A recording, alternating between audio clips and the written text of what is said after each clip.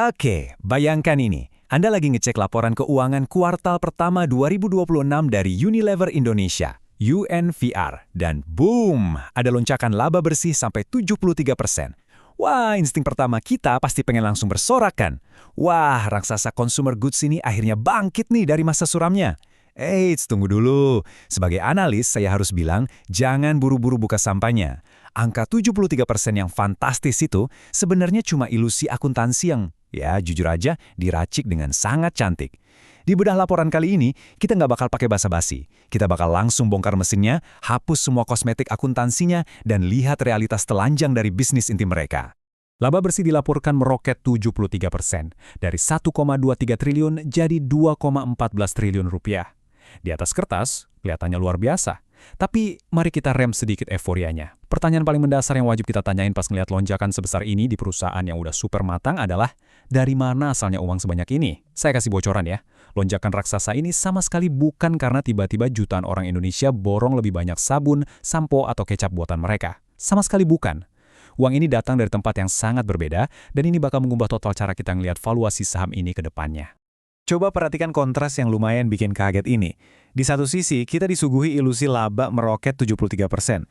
Tapi, begitu kita gali lebih dalam dan buang semua keuntungan jualan aset yang cuma terjadi sekali seumur hidup, kita langsung ditampar sama realitas aslinya. Laba inti perusahaan nyatanya cuma tumbuh 2,66%. Ya, cuma 2,66%. Ini stagnasi, teman-teman. Angka ini secara langsung membantah narasi lama yang bilang UNVR tuh saham dengan pertumbuhan tinggi. Mesin utamanya cuma jalan di tempat. Konteks ini super brutal tapi sangat penting buat dipahami. Ataunya kalau kita ingat harga saham UNVR tuh udah anjlok sekitar 74% dalam 5 tahun terakhir dari masa kejayaannya. Jadi kalau Anda mikir angka 73% tadi artinya bisnis balik ke era keemasan, wah itu kesalahan fatal. Nah, buat nyari tahu apakah anjloknya saham selama 5 tahun terakhir ini cuma jebakan nilai atau justru peluang emas buat main defensif, kita punya peta jalan yang jelas buat dibedah hari ini.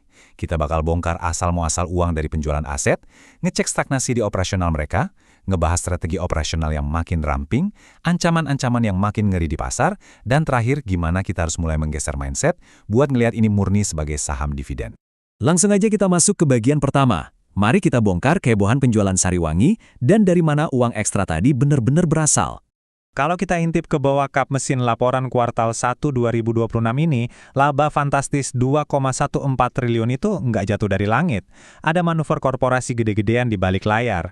Dalam utamanya, angka 870,27 miliar rupiah ini adalah laba bersih setelah pajak yang UNVR dapatkan dari ngejual atau divestasi bisnis teh Sariwangi mereka ke entitas afiliasi grup Jarum. Total transaksinya sekitar 1,5 triliun dan laba bersihnya langsung disuntik masuk ke laporan kuartal pertama. Poin terpentingnya buat kita di sini, ini tuh pendapatan non-recurring, keuntungan satu kali lewat yang menutupi betapa stagnannya operasional mereka yang sebenarnya. Logikanya gampang, Anda kan nggak bisa ngejual merek teh Sariwangi 2 kali kan? Tahun depan, uang 870 miliar ini udah pasti nggak ada lagi. Dan penjualan Sariwangi ini bukan cuma kejadian iseng loh, ini bagian dari pola strategis yang jauh lebih besar. Sebelum 2025, kita kenal UNVR dengan portofolionya yang super luas. Pas banget buat era pertumbuhan tinggi. Tapi realitas sekarang udah beda, dan mereka mulai ngelepasin unit-unit bisnis yang bukan inti. Akhir 2025, mereka lepas bisnis es krim kayak Magnum, nilainya sekitar 7 triliun rupiah. Lalu awal 2026, giliran Sariwangi yang dilego. Kelihatan banget manajemen lagi berusaha meramping dan badan. Tapi ingat, walaupun jual aset bikin kas mendadak gemuk dan laporan kuartalan kelihatan kinclong sesaat, kita harus super hati-hati. Ngejual aset non-inti itu nggak sama dengan nyetak laba dari jualan barang sehari-hari secara berkelanjutan. Risikonya, Anda pelan-pelan mengorbankan mesin penghasil uang di masa lalu demi dapat tumpukan uang tunai instan hari ini. Sekarang, mari kita bahas apa jadinya kalau kita kesampingkan uang hasil jualan aset tadi. Kita masuk ke realitas organik dari bisnis inti mereka. Sebagai analis fundamental yang serius, kita harus objektif. Coret laba satu kali lewatin tadi, dan mari kita lihat seberapa sehat sebenarnya jualan sabun dan makanan mereka sehari-hari. Datanya menceritakan kebenaran yang nggak bisa ditutupi trik akuntansi apapun. Total pendapatan cuma merangkak naik 2,8%, dari 8,21 triliun jadi 8,44 triliun. Segmen kebutuhan rumah tangga dan perawatan tubuh cuma naik 3,2%. Dan yang lebih parah, segmen makanan dan minuman pertumbuhannya super lambat, cuma 1,7%. Pertumbuhan omset di angka 2-3% itu ya pada dasarnya cuma ngejar inflasi kan? Jadi, mustahil banget laba organik bisa meroket sampai 73% dengan angka jualan kayak gini. Ini konfirmasi telak kalau mesin bisnis inti UNVR lagi kena stagnasi akut. Jualan mereka jalan di tempat, beda jauh banget sama era emas mereka 10 tahun lalu. Lalu, apa respons manajemen ngerespon stagnasi ini? Ini bawa kita ke strategi baru mereka, merampingkan diri jadi model yang namanya asset light. Ngadepin pendapatan yang mandek, manajemen tentu nggak cuma diam. Mereka ubah haluan buat fokus ke lini-lini bisnis inti yang efisien banget, alias beralih ke model bisnis asset light. Kenapa konsep efisiensi modern ini krusial banget sekarang? Gini, beda sama industri berat yang harus terus-terusan bakar duit buat belanja modal atau capex super gede supaya bisa jalan, model asset light ini butuh modal baru yang sangat minim. Pabriknya udah berdiri, distribusi udah jalan, mereknya udah nempel di kepala konsumen. Untungnya apa? Walaupun pendapatan tumbuhnya lambat banget, portofolio yang udah ramping ini memungkinkan mereka buat nyulap setiap rupiah dari laba inti langsung jadi free cash flow atau arus kas bebas dengan sangat gampang. Di mata pasar modal, kemampuan nyetak kas yang kuat tanpa harus agresif numbuhin pendapatan, nah itu tetap jadi daya tarik yang bikin model bisnis ini diincar. Tapi, untuk paham kenapa pendapatan mereka bisa mandek di awal, kita harus lihat ancaman-ancaman yang lagi terjadi di luar sana. Mengapa era pertumbuhan tinggi sudah resmi berakhir? Sebelum kita ngomongin valuasi harga saham, kita harus paham kenapa raksasa ini cuma bisa tumbuh 2%. Jawabannya ada di pertarungan berdarah tiap hari di rak-rak minimarket dan supermarket. Pertama, secara makro pertumbuhan pendapatan emang lagi melambat. Konsumen lagi ngerem belanja. Kedua, dan ini yang paling bikin pusing, gempuran merek lokal yang super agresif. Merek-merek baru ini lincah banget, sangat paham selera lokal dan harganya seringkali jauh lebih murah dengan kualitas bersaing. Ketiga, kebangkitan private label. Coba perhatiin deh, sekarang minimarket naruh sabun atau tisu merek mereka sendiri persis di sebelahnya produk UNVR. Mereka motong jalur distribusi dan harganya dikasih diskon. Saat tekanan ekonomi naik, loyalitas konsumen ke merek gede itu mulai luntur, diganti sama kesadaran harga. Makanya, masa-masa perusahaan ini divaluasi super premium itu udah bener-bener lewat. Nah, dengan segala tantangan tadi, gimana cara kita menilai saham ini sekarang? Kita masuk ke bagian pergeseran ke saham dividen, sebuah paradigma valuasi baru. Kita butuh yang namanya mindset shift atau perubahan pola pikir. Kalau Anda masih nilai saham ini pakai kacamata perusahaan yang tumbuh cepat, Anda bakal salah langkah. Kita harus mulai melihat ini sebagai saham defensif yang murni ngandelin dividen.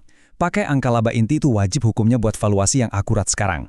Mari kita hitung ala auditor. Langkah pertama, ambil proyeksi laba inti. Ingat, tanpa kosmetik jualan sari wangi. Dan kita dapat earning per share atau EPS inti tahunan di angka Rp134. Langkah kedua, alih-alih pakai rasio PER 40 atau 50 kali kayak zaman jayanya, kita terapkan PR defensif yang wajar untuk perusahaan matang, yaitu sekitar 15-20 kali. Langkah ketiga, kalikan saja. Kita bakal dapat rentang nilai wajar di angka Rp2.010-Rp2.680 per lembar saham. Kalau kita bandingkan dengan harganya yang udah hancur 74% ke level 1.500-an saat ini, perhitungan ini nunjukin kalau sahamnya sebenarnya lagi didiskon cukup dalam dari nilai wajar bertahannya. Lalu, kenapa harga saham raksasa ini susah banget jatuh lebih dalam lagi? Jawabannya ada di imbal hasil dividen. Ini adalah pendorong utama buat investor defensif. Gini logika matematikanya di pasar institusional.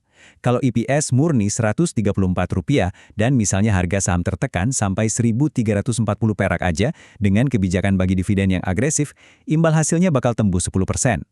Buat perusahaan dengan model asset light yang mesin uangnya konsisten, yield 10% itu anomali yang luar biasa gede. Apa dampaknya? Dana institusi, dana pensiun, investor kakap bakal ngelihat ini dan langsung memborong sahamnya secara masif. Aksi beli inilah yang otomatis ngedorong harganya naik lagi dan nurunin imbal hasilnya balik ke titik manis wajarnya di sekitar 5%. Matematika dividen inilah yang pada dasarnya nyiptain lantai pelindung yang sangat solid buat valuasi saham ini di pasar. Satu pengingat penting sebelum kita berkesimpulan, semua yang kita bedah secara independen hari ini murni buat memahami struktur di balik laporan kuartal pertama 2026, terutama buat misahin laba inti dari keuntungan jual aset. Ini sama sekali bukan rekomendasi, ajakan, atau nasihat keuangan buat beli atau jual sekuritas apapun ya. Ingat, semua keputusan, strategi, dan risiko investasi selalu 100% ada di tangan Anda sebagai individu yang merdeka. Jadi, setelah kita kupas habis ilusinya dan ngeliat realitasnya, ada satu pertanyaan fundamental yang tersisa buat direnungkan. Mengingat laju pendapatan yang sekarang melambat, ancaman agresif dari merek lokal dan private label, tapi di sisi lain manajemen sukses bikin perusahaan lebih asset light dan jago nyetak arus kas bebas, menurut Anda, Apakah kejatuhan harga saham spektakuler sebesar 74% dalam 5 tahun terakhir ini adalah sebuah jebakan nilai yang nggak ada ujungnya? Ataukah kalau kita buang ekspektasi masa lalu, ini justru peluang pamungkas buat investor defensif yang sabar nungguin lantai imbal hasil dividen yang solid? Mampukah portofolio yang makin ramping ini mengamankan stabilitas dividen Anda untuk 1 dekade ke depan? Nah, pertanyaan kritis itu sekarang ada di tangan Anda. Silakan dipikirkan dan selalu gunakan data fundamental tanpa kosmetik untuk mengambil keputusan investasi Anda.